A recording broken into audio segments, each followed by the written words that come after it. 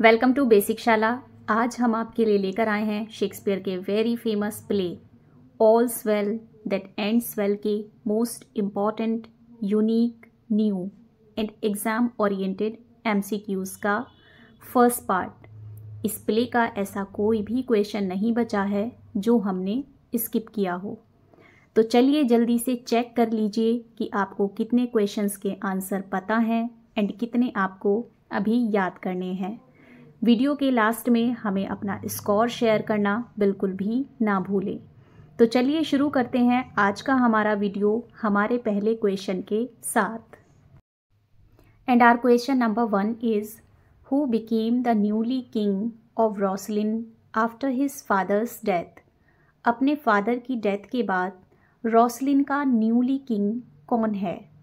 नॉर्बन, Bertram, लेफू या फिर पैरोलीज।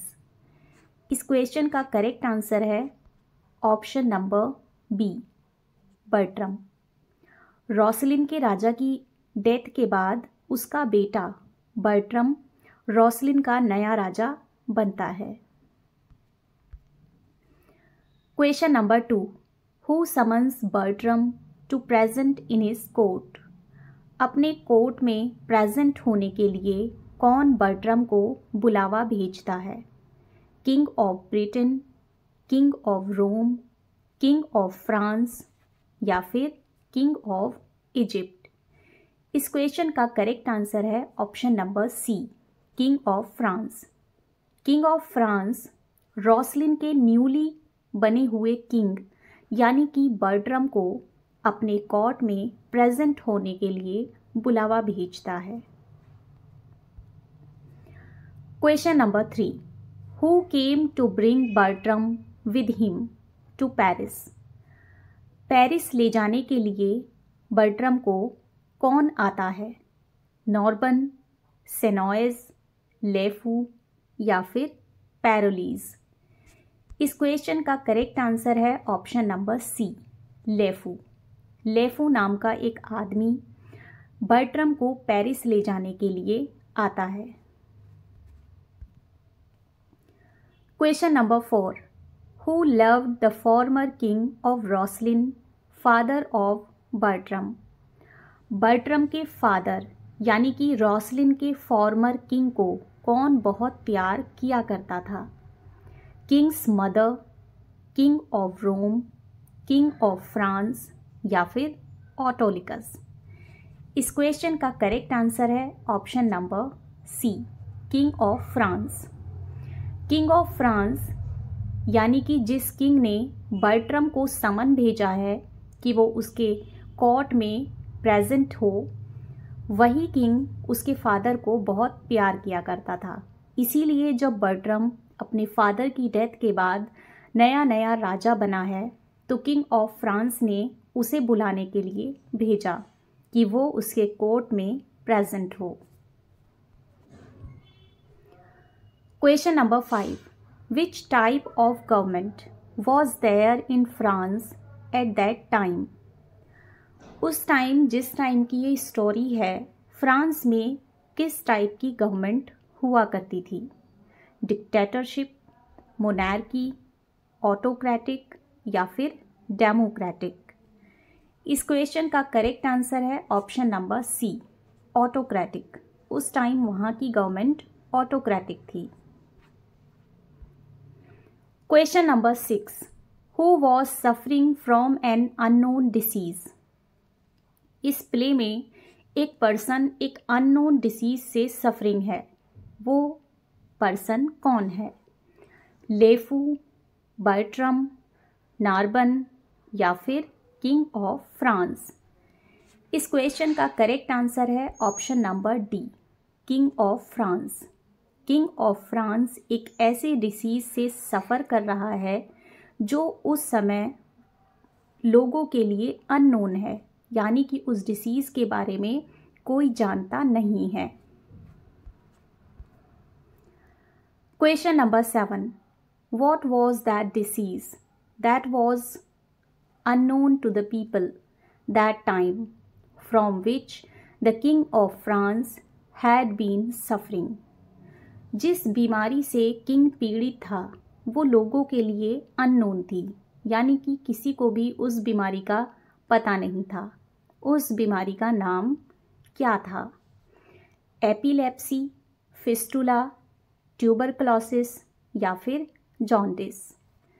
इस क्वेश्चन का करेक्ट आंसर है ऑप्शन नंबर बी, फिस्टुला।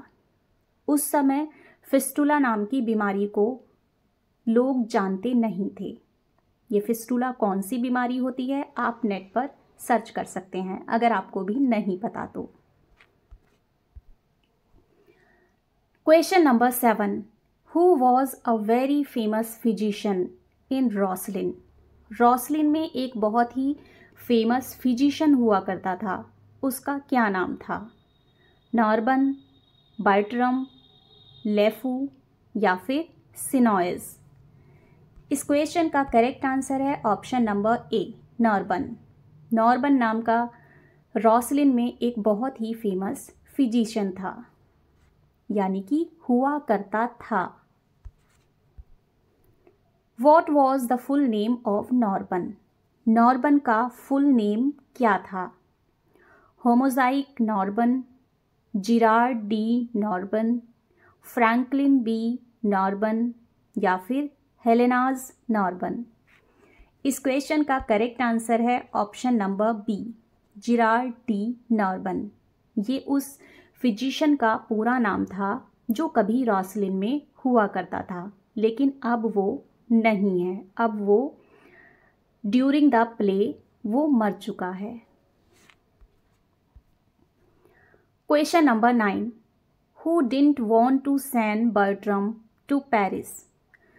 जब फ्रांस के राजा ने बर्ट्रम को समन भेजा है अपने कोर्ट में प्रेजेंट होने के लिए, तो कौन ऐसा है जो बर्ट्रम को पेरिस नहीं भेजना चाहता? Countess of Rossillion, Bertram's wife, Bertram's sister या फिर लेफू। इस क्वेश्चन का करेक्ट आंसर है option number A, countess of Rossillion. Rossillion की काउंटेस यानी कि बर्ट्रम की मदर अपने इकलौते बेटे को पेरिस नहीं भेजना चाहती। Question number 10, who is the heroine of the play All's Well That Ends Well? All's Well That Ends Well play की हीरोइन कौन है? डायना, हेलेना, हर्मिट या फिर हरमाइनी। इस क्वेश्चन का करेक्ट आंसर है option number B, Helena. Helena इस play की हीरोइन है। Question number 11, who was the only daughter of Gerard de Narbon? Gerard de Narbon की इकलौती बेटी हैं, उनका नाम क्या है? डायना, हेलेना, इवारा या फिर हरमाइनी। इस क्वेश्चन का करेक्ट आंसर है option number B, Helena. Helena Gerard de Norman famous physician की इकलौती बेटी है जो कि इस प्ले की हीरोइन भी है। Question number 12, the best wishes that can be forged in your thoughts, be servants to you, be comfortable to my mother, your mistress and make much of her. Who is the speaker? ये lines किसने बोली हैं? Helena, Lafew, Bertram या फिर पैरोलीज। इस question का correct answer है option number C, Bertram. ये लाइंस कही हैं बर्ट्रम ने। मैं आपके लिए वह सब कुछ चाहता हूँ जिसकी आप कल्पना कर सकती हैं। भगवान तुमको खुश रखे। मेरी माँ आपकी मालकिन का ख्याल रखना, उन्हें स्वस्थ रखना और हमेशा उनकी इज्जत करना। जब बर्ट्रम रॉसलिन से फ्रांस जा रहा है, लेफू उसे लेने आया है, तब उसकी माँ बहुत सैड है और बर्ट्रम को भेजना नहीं चाहती है।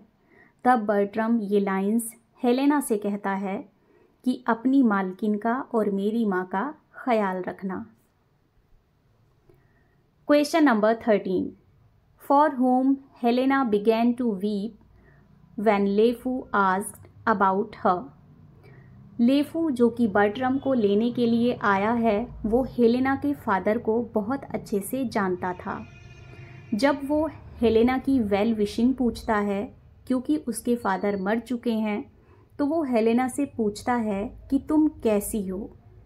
तब हेलेना रोने लगती है। हेलेना किसके लिए रोने लगती है? Her father, her mother, Bertram या फिर किंग ऑफ फ्रांस? इस क्वेश्चन का करेक्ट आंसर है option number C, Bertram. Helena के फादर मर चुके हैं, लेकिन इस टाइम जब लेफू उससे उसकी खैरियत पूछता है, तो वो अपने फादर के लिए नहीं बल्कि बर्ट्रम के लिए रोने लगती है। लेकिन वो किसी से कहती नहीं है कि वो जो रो रही है वो बर्ट्रम के लिए रो रही है, क्योंकि वो बर्ट्रम से प्यार करती है और उसे दूर जाते हुए नहीं देख सकती। Question number 14. It were all one that I should love a bright particular star, and I think to wed it. He is so above me. Who is the speaker? ये लाइंस किसने कही हैं? हेलेना, लेफू, बर्ट्रम या फिर पैरोलीज? इस question का correct answer है option number ए, Helena. ये लाइंस कही हैं हेलेना ने बर्ट्रम के लिए। बर्ट्रम मुझसे इतना ऊंचा है कि उससे प्रेम करना किसी ऊंचे चमकते हुए ग्रह से प्रेम करने के समान है, जिसको प्राप्त करने की कुछ भी आशा नहीं होती। ये लाइंस हेलेना कहती है बर्ट्रम के लिए, क्योंकि बर्ट्रम रोसलिन का राजा है एंड हेलेना जो है वो उनके दरबार में रहने वाले एक फिजिशियन की बेटी है। Question number 15. What did Gerard de Narbonne leave for his daughter Helena? Gerard de Narbonne यानी कि हेलेना के फादर और एक फेमस फिजिशियन अपनी बेटी हेलेना के लिए क्या छोड़कर गए हैं? A chain, a ring, some medicines या फिर अ लेटर? इस क्वेश्चन का करेक्ट आंसर है option number C, some medicines. Gerard de Norman एक बहुत ही फेमस फिजिशियन थे। उनके पास बड़ी से बड़ी बीमारी की भी दवाई थी। वो अपनी बेटी के लिए कुछ अद्भुत और अतुल्य मेडिसिन्स छोड़कर गए हैं, जो कि इस टाइम हेलेना के पास है। वो उन दवाइयों से कितनी भी बड़ी बीमारी को ठीक कर सकती है। Question number 16. The Count Rossillion can not be my brother. I am from humble, he from honored name. No, not upon my parents, he's all noble. My master, my dear lord, he is, and I, his servant, live, and will his vassal die. He must not be my brother. Who said? ये lines किसने कही हैं? Helena, Lafew, Bertram या फिर पैरोलीज? इस question का correct answer है option number ए, Helena. ये लाइंस हेलेना ने कही हैं बर्ट्रम के लिए। रानी क्षमा कीजिए, रोसलिन का राजा मेरा भाई नहीं हो सकता। मैं एक साधारण स्त्री हूँ और वह प्रतिष्ठित पुरुष है। मेरा वंश नीच है और उनके पूर्वज प्रसिद्ध थे। वह मेरे स्वामी हैं और मैं उनकी एक दासी हूँ और मरने तक रहूँगी। वह मेरा भाई नहीं हो सकता। ये हेलेना काउंटेस ऑफ रोसलिन यानी कि बर्ट्रम की मदर से कहती है। Question number 17. You are my mother madam, would you were so that my lord, your son were not my brother. indeed my mother. Oh, were you both our mothers, I care no more for than I do for heaven. So I were not his sister, can't no other, but I your daughter, he must be my brother. Who is the speaker? ये lines किसने कही हैं? Helena, Lafew, Bertram या फिर पैरोलीज? इस question का correct answer भी हो जाएगा ऑप्शन नंबर ए, हेलेना। ये लाइंस भी हेलेना ने काउंट ऑफ रॉसलिन से कही हैं। आप मेरी माँ हैं। मेरी बहुत इच्छा है कि आप मेरी माँ बन जाएं, लेकिन मेरा स्वामी मेरा भाई नहीं हो। आप हम दोनों की माँ बन जाइए, परंतु मैं उनकी बहन नहीं बनूं। यानी कि हेलेना उसे अपना भाई नहीं बना सकती क्योंकि वो उससे प्यार करती है, लेकिन वो काउंटेस ऑफ रॉसलिन को अपनी माँ बनाना चाहती है। यानी कि वो उसके बेटे से शादी करके उनकी बहू बनना चाहती है और उन्हें अपनी मदर इन लॉ बनाना चाहती है। Question number 18, I confess here on my knee before high heaven in you that before you and next unto high heaven I love your son. My friends were poor but honest, so is my love. Be not offended, for it hurts not him. Who is the speaker? Helena, Lafew, Bertram या फिर पैरोलीज? इस question का correct answer भी हो जाएगा option number ए, Helena. ये Helena कहती है काउंटेस ऑफ रॉसलिन से। महारानी, मैं भगवान और आप दोनों को गवाह मानकर कहती हूँ कि मैं आपके पुत्र से प्रेम करती हूँ। मैं एक गरीब वंश की हूँ, परंतु मेरे पिता सच्चे आदमी थे। इतना ही सच्चा मेरा प्रेम है। आप नाराज़ मत होइए। आपके पुत्र को इस बात से कुछ नुकसान नहीं होगा कि मैं उससे प्रेम करती हूँ। मैं ना तो उसके पीछे पड़ूंगी और ना उससे विवाह करने की प्रार्थना करूंगी जब तक इसकी अधिकारिणी ना बनूं। मैं जानती हूँ कि मेरा यह प्रेम बेकार है। Question number 20, thus Indian like religious in mine error I adore the sun that looks upon his worshipper. Who said? ये लाइंस किसने कही हैं? हेलेना, लेफू, बर्ट्रम या फिर पैरोलीज? इस क्वेश्चन का करेक्ट आंसर भी हो जाएगा ऑप्शन नंबर ए, ये लाइंस हेलेना ने कही हैं। लेकिन इसमें एक इम्पॉर्टेंट चीज़ है, दैट इज़ इंडियन लाइक। यानी कि शेक्सपियर जो कि लंदन में रहते थे, अपने प्ले में कई बार उन्होंने इंडिया का जिक्र किया है। तो ये lines exam point of view से भी इम्पॉर्टेंट है क्योंकि इसमें शेक्सपियर ने इंडिया का जिक्र किया है। और ऐसे कई सारे प्ले हैं जिसमें शेक्सपियर इंडिया या फिर किसी भी इंडियन चीज़ के बारे में बात करता है। हम आपके लिए एक स्पेशल वीडियो लेकर आएंगे जिसमें हम उन सभी प्ले के बारे में बताएंगे जहाँ जहाँ शेक्सपियर ने इंडिया और इंडिया की चीज़ों को डिस्क्राइब किया है। तो चलिए बढ़ जाते हैं हमारे अगले क्वेश्चन की तरफ। अगले क्वेश्चन से पहले इस क्वेश्चन का इंटरप्रिटेशन।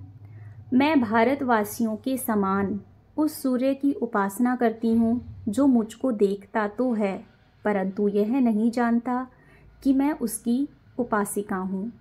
रानी जी, मुझ पर कृपा कीजिए और मेरे इस प्रेम के कारण मुझसे नाराज़ मत होइए। ये हेलेना ने कहा है काउंटेस ऑफ रॉसलिन से। Question number 21, she is sure to loss that seek not to find that her search implies but riddle like lives sweetly where she dies. Who said? ये लाइंस किसने कही हैं? Helena, Lafew, Bertram या फिर पैरोलीज? इस question का correct answer भी हो जाएगा ऑप्शन नंबर ए, यानी कि हेलेना।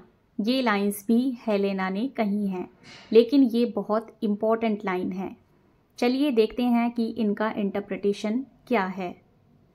वह एक ऐसी लड़की है जो अपने प्यार का पीछा नहीं करेगी, लेकिन अपनी मृत्यु तक अपने रहस्य को मधुरता से छिपाए रखेगी। ये हेलेना कहती है क्योंकि उसे ऐसा लगता है कि बर्ट्रम राजा है और राजा से वो शादी नहीं कर पाएगी, इसलिए वो डिसाइड करती है कि वो अपने प्यार का पीछा नहीं करेगी, मर जाएगी, लेकिन इस रहस्य को किसी को बताएगी नहीं। ये रानी के सामने हेलेना ऐसी प्रतिज्ञा करती है। Question number 19, with whose help Helena reached Paris. किसकी हेल्प से हेलेना पेरिस पहुंचती है? बर्ट्रम, काउंटेस, लेफू या फिर एन ओल्ड वीडो। इस क्वेश्चन का करेक्ट आंसर है option number C, लेफू।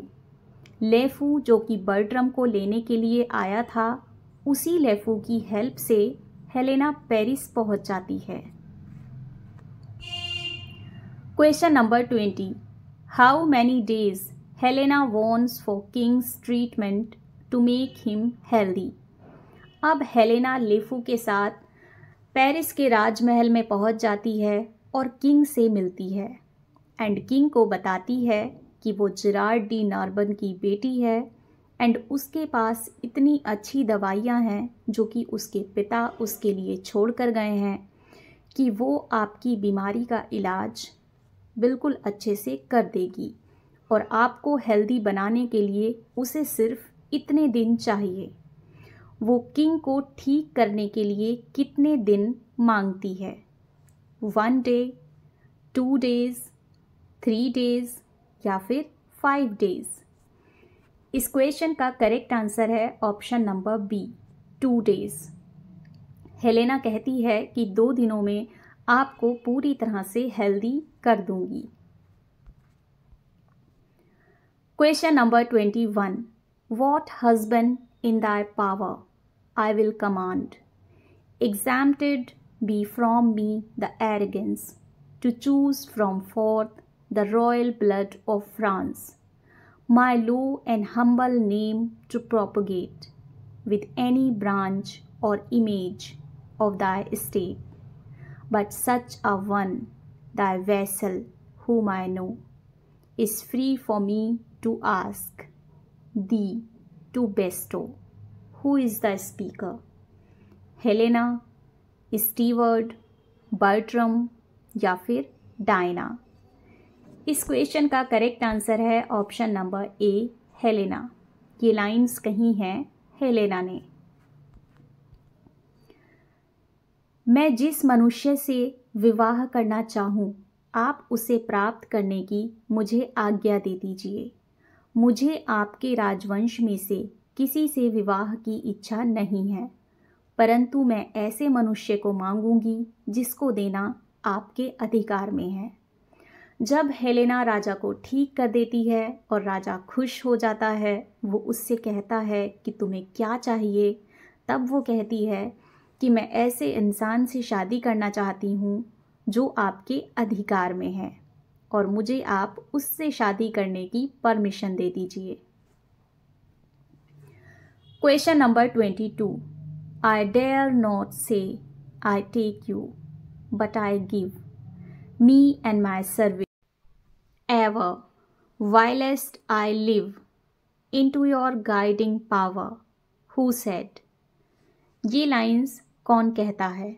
Helena, steward, Bertram या फिर डायना। इस क्वेश्चन का करेक्ट आंसर है ऑप्शन नंबर ए, हेलेना। ये लाइंस भी हेलेना कहती है। ये लाइंस हेलेना बर्ट्रम से कहती है, स्वामी, मैं यह तो कहने के योग्य नहीं हूँ कि आप मेरे हैं। हाँ, मैं यह कह सकती हूँ कि जीवन भर मैं आपकी आज्ञा मानूंगी। जब वो अपने फ्यूचर हस्बैंड के लिए बर्ट्रम को चूज़ करती है तब ये बात वो बर्ट्रम से बोलती है। Question number 23। A poor physicians daughter my wife disdain rather corrupt me ever who said. ये लाइंस कौन कहता है? काउंटेस, स्टीवर्ड, बर्ट्रम या फिर पैरोलीज। इस क्वेश्चन का करेक्ट आंसर हो जाएगा ऑप्शन नंबर सी, यानी कि बर्ट्रम। जब बर्ट्रम को पता चलता है कि हेलेना उससे शादी करना चाहती है तो वो ये लाइंस बोलता है, क्योंकि वो हेलेना को पसंद नहीं करता और वो राजा से कहता है कि इसका पिता एक तुच्छ आदमी था और एक तुच्छ आदमी यानी कि छोटे आदमी की लड़की से मैं कभी भी शादी नहीं करूँगा। Question number 24। From lowest place when virtuous things proceed, the place is dignified by the doer's deed, where great editions swells and virtue none. It is a drop-side honor, good alone is good without a name. Vileness is so, the property by what it is should go, not by the title. She is young, wise, fair. In these to nature she is immediate higher, and these breed honor, that is honor's scorn. Who said? ये lines किसने कही हैं? King of France, लेफू, Bertram या फिर पैरोलीज। इस question का correct answer है option number ए, यानी कि किंग ऑफ फ्रांस। जब बर्ट्रम हेलेना से शादी करने के लिए मना कर देता है कि इसका पिता एक तुच्छ आदमी था, मैं उस तुच्छ आदमी की बेटी से शादी नहीं करूँगा, मैं इसको पसंद नहीं करता हूँ, तब किंग ऑफ फ्रांस ये लाइंस बोलता है। ये पूरा डायलॉग मैंने यहाँ पर लिखा है, लेकिन ये लाइंस यहाँ से मोस्टली आती हैं, not by the title. She is young, wise, fair, यहाँ से एंड यहाँ तक, these are the important lines. But मैंने आपके लिए यहाँ पर पूरा डायलॉग रख दिया है ताकि आपको लाइंस का एसेंस अच्छे से समझ में आए। तो चलिए देखते हैं कि इसका इंटरप्रिटेशन क्या है। अगर गुणवान भले ही नीच कुल में पैदा हुआ हो, फिर भी वह गुणवान ही रहता है। यदि एक मनुष्य कुलीन हो परंतु गुणवान नहीं हो तो उसका कुलीन होना बेकार है। यह रूपवती और बुद्धिमान है। यही गुण आदमी को प्रतिष्ठित करते हैं। राजा उसे समझाने की कोशिश करता है कि हेलेना कितनी अच्छी लड़की है, ये गुणवती है और कुलीन नहीं है तो क्या हुआ, उसके अंदर वो गुण हैं जो कि एक कुलीन व्यक्ति में होने चाहिए। Question number 25। Check thy contempt, obey our will, which travail in thy good. Believe not thy disdain, but presently do thine our fortunes that obedient right, which both thy duty owes and our power claims, or I will throw thee from my care forever into the staggers and the careless lapse of youth and ignorance, both my revenge and hate, losing upon thee in the name of justice, without all terms of pity, speak thine answer, my honors at risk, to eliminate that. ये lines किसने कही हैं, यानी कि who is the speaker of these lines?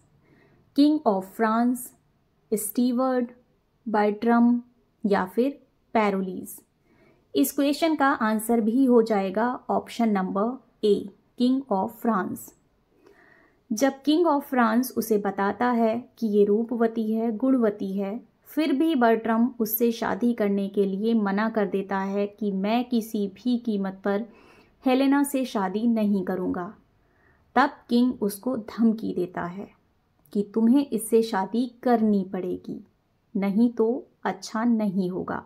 तब वो अपनी kingly power का इस्तेमाल करता है और बर्टम से कहता है कि तुम्हें हेलेना से ही शादी करनी पड़ेगी।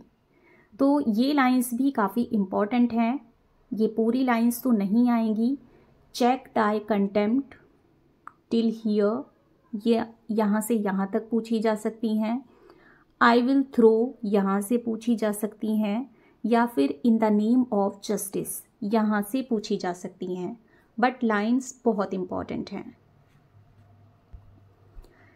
हे घमंडी लड़के, तुम्हें इसको स्वीकार करना पड़ेगा। अपनी नफ़रत को ख़त्म करो और मेरी आज्ञा का पालन करो। अगर ऐसा नहीं करोगे तो मैं तुम्हें अपनी नज़र से गिरा दूंगा और तुमसे इस बात का बदला लूँगा। ये राजा कहता है बर्ट्रम से। Question number 26। Prepared I was not for such a business, therefore am I found so much unsettled. This drives me to entreat you that presently you take our way for home. Who is the speaker?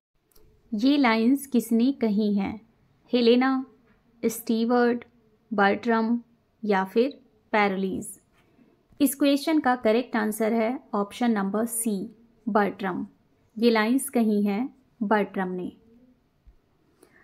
मैं इस विवाह के लिए तैयार नहीं था, इसलिए मेरा मन बहुत विक्षिप्त हो गया है। अगर मैं इस समय कुछ करना चाहूँ तो आश्चर्य नहीं करना। जब बर्ट्रम देखता है कि अब उसके पास कोई रास्ता नहीं बचा है, यानी कि उसे हेलेना से शादी करनी ही पड़ेगी, तब वो हेलेना से ये बात कहता है कि मैं विवाह के लिए तैयार नहीं था, करना तो मुझे विवाह पड़ेगा ही, लेकिन अगर मैं विवाह के बाद कुछ भी करूं तो तुम सरप्राइज़ मत होना, क्योंकि मेरा मन बिल्कुल भी अच्छा नहीं है, यानी कि मुझे कुछ भी अच्छा नहीं लग रहा। तो फ्रेंड्स, ये तो थे हमारे ऑल्स वेल दैट एंड्स वेल के most important and unique and exam oriented MCQ का फर्स्ट पार्ट। आई होप ये आपको पसंद आया होगा। वीडियो के नेक्स्ट पार्ट में हम जल्दी ही आपसे फिर मिलेंगे। तब तक अगर आपको वीडियो पसंद आई हो तो वीडियो को लाइक एंड शेयर कर दीजिएगा एंड चैनल को सब्सक्राइब कर लीजिएगा एंड कमेंट सेक्शन में अच्छे से कमेंट भी कर दीजिएगा। आपके कमेंट्स हमारे लिए बहुत वैल्यूएबल हैं। तो फ्रेंड्स, ऐसे ही more important exam oriented questions देखने के लिए बने रहिए हमारे साथ, देखते रहिए बेसिक शाला।